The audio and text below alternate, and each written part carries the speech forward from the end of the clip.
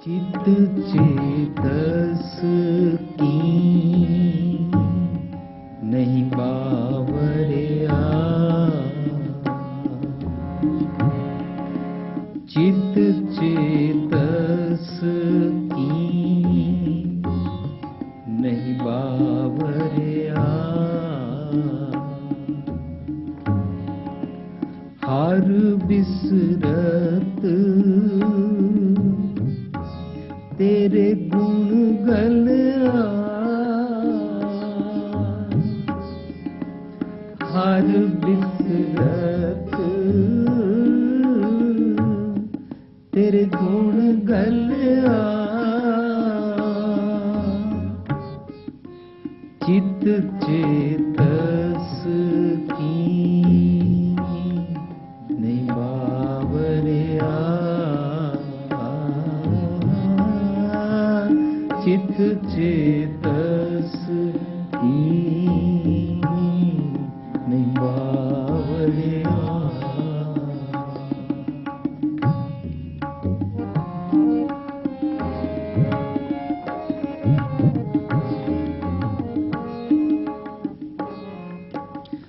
करणी कागद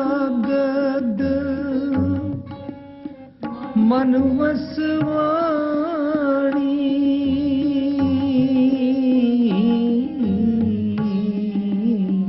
करणी कागद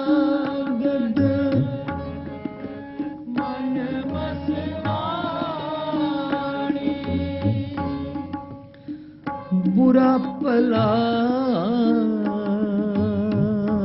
दोए लेख पे,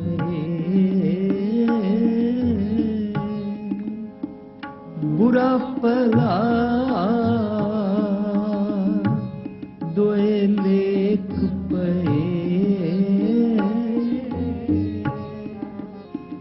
ज्यों ज्यों किरत चलाए त्यों चलिए,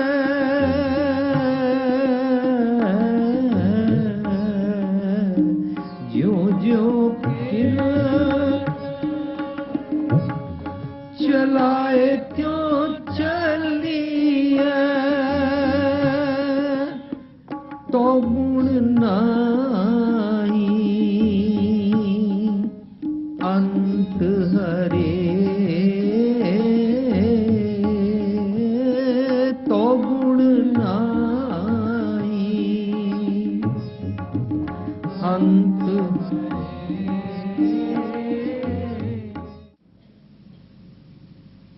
ਅੱਜ ਦਾ ਟੌਪਿਕ ਕੋਈ ਮੇਰੀ ਡਿਸਕਵਰੀ ਨਹੀਂ ਹੈ। ਅੱਜ ਦਾ ਟੌਪਿਕ ਕੋਈ ਮੇਰਾ ਗਿਆਨ ਨਹੀਂ ਹੈ।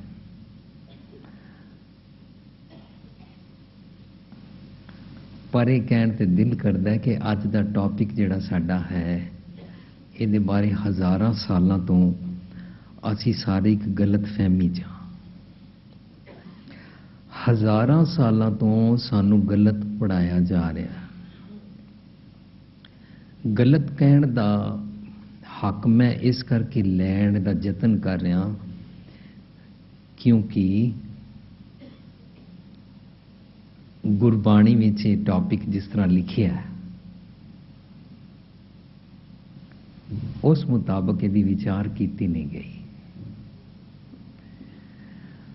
ਉਸ ਮੁਤਾਬਕ ਇਸ ਦੀ ਵਿਚਾਰ ਕੀਤੀ ਜਾਏ ਤਾਂ ਪਤਾ ਲੱਗਦਾ ਕਿ ਵਾਕਈ ਸਾਨੂੰ ਗਲਤ ਦੱਸਿਆ ਜਾਂਦਾ ਸੀ। ਪਰ ਮਨੁੱਖ ਦੀ ਕੋਈ ਇਹਦੇ 'ਚ ਗਲਤੀ ਨਹੀਂ ਹੈ। ਅੱਜ ਜੋ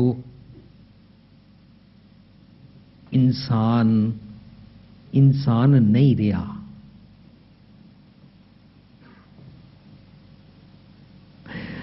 ਅੱਜ ਇਨਸਾਨ ਤੋਂ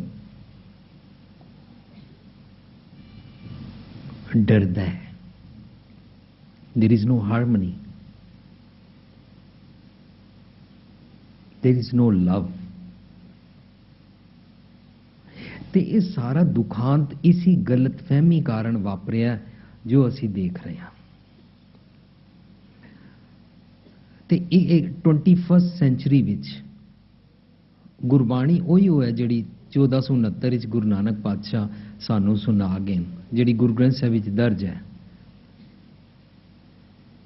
5 ਸਦੀਆਂ ਪਹਿਲਾਂ, 6 ਸਦੀਆਂ ਪਹਿਲਾਂ, ਅਤੇ ਫਿਰ ਉਸ ਤੋਂ ਵੀ ਪਹਿਲਾਂ ਕਬੀਰ, ਰਵਿਦਾਸ, ਫਰੀਦ, ਨਾਮਦੇਵ, ਤਰਲੋਚਨ, ਧੰਨਾ ਜੀ, ਇਹ ਸਾਰੇ ਭਗਤਾਂ ਦੀ ਬਾਣੀ ਨਹੀਂ। ਇਹ ਕਈ ਸਦੀਆਂ ਪਹਿਲਾਂ ਦੀ ਹੈ, ਪਰ 21st ਸੈਂਚੁਰੀ ਵਿੱਚ ਅਸੀਂ ਇਸ ਦੀ ਖੋਜ ਜੇ ਜ਼ਿਆਦਾ ਕਰੀਏ ਤਾਂ ਸਾਨੂੰ ਇਹਦੇ ਚੋਂ ਨਵੇਂ ਮੈਸੇਜ ਮਿਲਦੇ ਨੇ, ਔਰ ਨਵੇਂ ਮੈਸੇਜ ਜਿਹੜੇ ਮਿਲਦੇ ਨੇ ਉਹਨਾਂ ਦੇ ਅਨੁਸਾਰ ਜੇਕਰ ਅਸੀਂ ਅੰਦਰੋਂ ਇਨਸਪਾਇਰ ਹੋ ਗਏ to live on that, to live accordingly, ਜੇਕਰ ਅਸੀਂ ਅੰਦਰੋਂ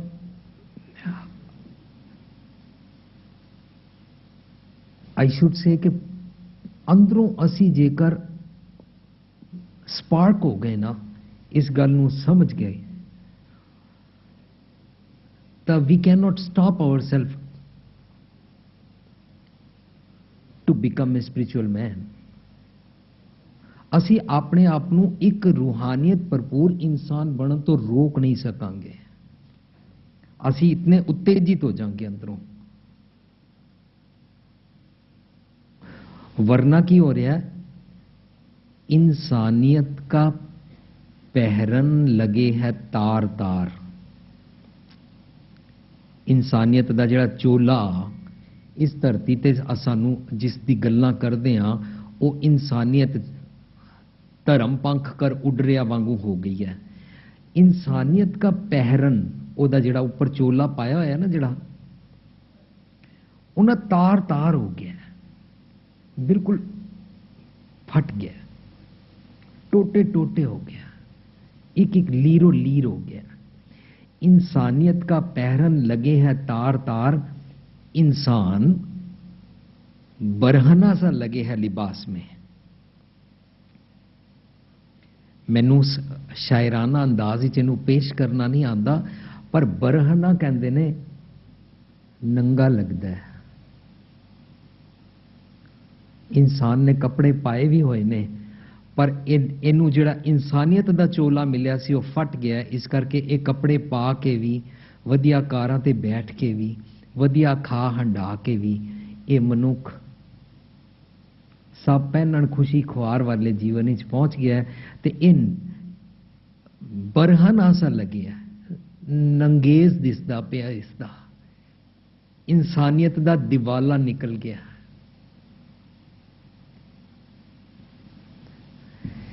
इस मनुख नूं पशु बिरती तो उपर चुक के इंसान दी हाइट तक लियाण वास्ते, इंसानियत भरपूर जीवन जीण दी उच्चता तक लियाण वास्ते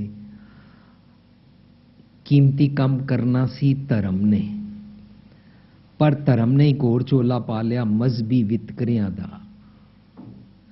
धार्मिक चिन्हों के कारण आपस में लड़ने का। इंसान दा भला होना सी, ते आज इंसान ये कह रहा धर्म की क्या जरूरत है, क्योंकि धार्मिक स्थानों पे तो लोग लड़ते हैं, ऑर्थोडॉक्स आपस में लड़ते हैं और दूसरों को मारते हैं। आज ये कहना चाहिए कि थर्ड वर्ल्ड वार कदे नहीं होएगी। सेकंड वर्ल्ड वार 42 गई, बिल्कुल बेफिक्र हो जाओ, थर्ड वर्ल्ड वार कदे नहीं होएगी। पर अफसोस,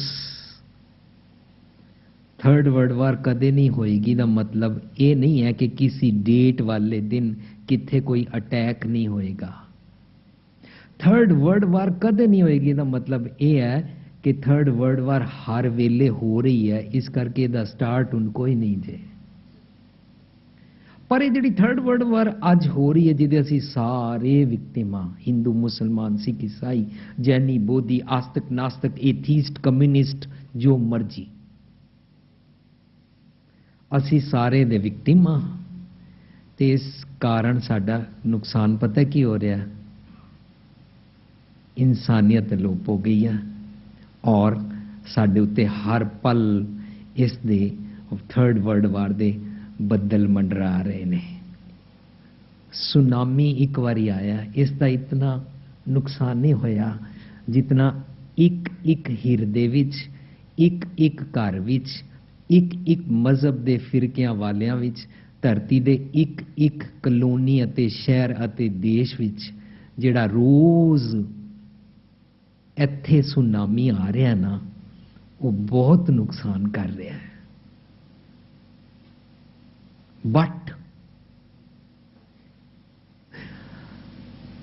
ਸਾਇੰਸਦਾਨ ਦੱਸਦੇ ਨੇ ਕਿ ਧਰਤੀ ਦੇ ਥੱਲੇ ਜਿਹੜੀਆਂ ਪਲੇਟਸ ਨੇ, ਉਹ ਪਲੇਟਸ ਹਿਲਦੀਆਂ ਨੇ, ਭੂਚਾਲ ਆ ਜਾਂਦੇ ਨੇ। ਉਹ ਪਲੇਟਸ ਦੇ ਕਾਰਨ ਹੋ ਜਾਂਦਾ। ਉਹ ਪਲੇਟਸ ਤੇ ਹੁਣੇ ਸਾਇੰਸਦਾਨ ਖੋਜ ਕਰ ਰਹੇ ਨੇ ਵੀ ਕਾਬੂ ਕਿਵੇਂ ਪਾਈਏ, ਪਰ ਪਲੇਟਸ ਹਿਲੀਆਂ ਨੇ, ਇੱਕ ਸੁਨਾਮੀ ਆਇਆ। ਸਾਨੂੰ ਸੁਣਨ ਨੂੰ ਮਿਲਿਆ ਇਤਨੇ ਲੱਖ ਲੋਕੀ ਮਰ ਗਏ। ਉਹਦੇ ਤੇ ਹੁਣੇ ਸਾਡਾ ਕਾਬੂ ਨਹੀਂ ਹੈ, ਲੇਕਿਨ ਹਜ਼ਾਰਾਂ ਸਾਲਾਂ ਤੋਂ ਸਾਡਾ ਕਾਬੂ ਸਾਡੇ ਇੱਥੇ ਪਾਇਆ ਜਾ ਸਕਦਾ ਸੀ। ਉਹਦੇ ਕਾਰਨ ਜਿਹੜੇ ਸੁਨਾਮੀ ਆਈ ਜਾ ਰਹੇ ਨੇ, ਉਹਨਾਂ ਦਾ ਅੰਤ ਨਹੀਂ ਹੈ। ਅਸੀਂ ਕਮ ਸੇ ਕਮ ਇਨਸਾਨ ਇੱਥੇ ਵਾਲਾ ਜਿਹੜਾ ਸਾਡੇ ਦਿਮਾਗ ਵਿੱਚ, ਸਾਡੇ ਆਕਾਸ਼ ਵਿੱਚ, ਸਾਡੇ ਇਸ ਗਗਨ ਵਿੱਚ, ਸਾਡੀ ਇਸ ਮੱਤ ਵਿੱਚ ਜਿਹੜਾ ਤੂਫਾਨ ਆ ਰਿਹਾ ਹੈ, ਅਸੀਂ ਉਸ ਨੂੰ ਤੇ ਕਮ ਸੇ ਕਮ ਕਾਬੂ ਕਰ ਸਕਦੇ ਹਾਂ ਨਾ। ਅਸੀਂ ਕਾਬੂ ਉਸ ਨੂੰ ਨਹੀਂ ਕਰ ਸਕੇ, ਕਰਨਾ ਨਹੀਂ ਚਾਹੁੰਦੇ, ਕਰਨ ਤੋਂ ਅਸਮਰਥ ਰਹਿ ਗਏ, ਕਰ ਨਹੀਂ ਸਕਦੇ ਵਾਲੀ ਸਿਚੁਏਸ਼ਨ ਵਿੱਚ ਪਹੁੰਚ ਗਏ। ਪਤਾ ਹੈ ਕਿਉਂ? क्योंकि सानू ये कहा गया, तुम आज जो कर रहे हो तुम्हारे वश में नहीं है। तुम आज जो कुछ कर रहे हो इस जन्म के पिछले जन्म के कारण, इस जन्म में पिछले जन्म के कारण जो तुम्हारे मस्तक पर तुम्हारे कर्मों के भाग्य लिखे गए हैं, जो तुहाडे मत्थे ते किस्मत लिख दी गई है, जो भाग लिख दिते गए ने, जो पिछले जन्मां दे कर्मां करके ने, इस करके तुसी अज उन्हां दे बदे थे कर्म कर रहे हो। हुण जिहड़ा मनुख फर्ज करो वोटी नाल गुस्से नाल बोले, पैर दी जुत्ती बना के बोले उसनूं, जां कोई वोटी अपने पति नूं जोरू का गुलाम बना के इसका मिसट्रीट करे, तो वो सोचते हैं मैंने तेरे को ऐसे किया ना, पिछले जन्म में तुमने मेरे से किया होगा। धार्मिक स्थानों पे यही पढ़ाते हैं, तो इसलिए अब वो बदला मुक रहा है। कभी किसी को कोई कुत्ता काट लेना तो बोलते हैं इस कुत्ते ने इस जन्म में तुम्हें काटा है, पिछले जन्म में तुमने कुत्ते को काटा होगा।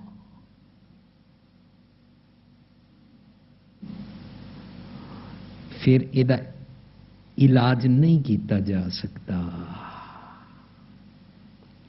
ऐसियां प्रॉब्लम्स जिहड़ियां रोजमर्रा जिंदगी विच पल पल साडे घरां विच आ रही ने रिलेशनशिप्स विच, उस दा इलाज कतई नहीं हो सकता। मनुख ने सोच लिया मस्तक लिखे